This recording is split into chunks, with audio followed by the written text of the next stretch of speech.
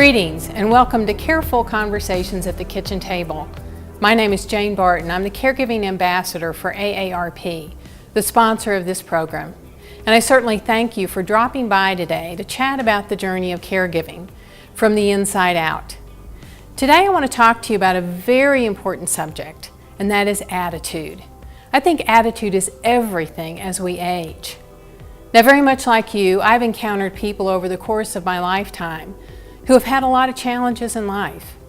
And I've also met people who seemingly have lived a rather charmed existence.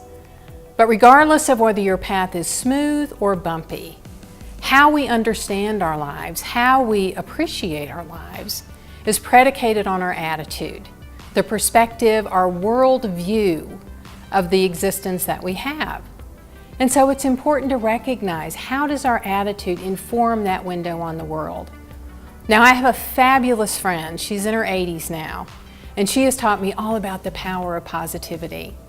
Now, it's not that she hasn't had challenges in her life. She's had a myriad of medical challenges over the last 40 years.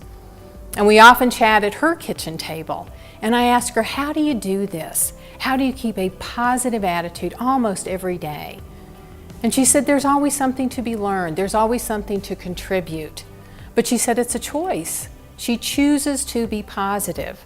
And because of that, she's able to enjoy her journey instead of merely enduring it. So my question to you today is, how do you see life? Are you typically a half-full kind of person or a half-empty kind of person? And it's not a silly question. It is so profoundly important, because our attitude informs our expectations of life, and our expectations of life become a self-fulfilling prophecy. So we need to understand that domino effect and realize that our experience of life is rooted in our attitude. So today, we have to recognize that we can't control everything that happens in our lives, but we always have the freedom to choose an attitude in response.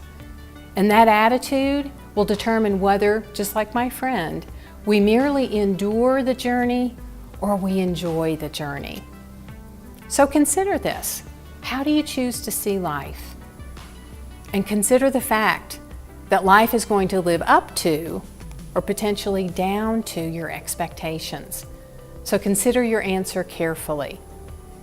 And if you realize that your current window on the world is not serving you well, perhaps it's time for a new view. Perhaps it's time for an attitude adjustment.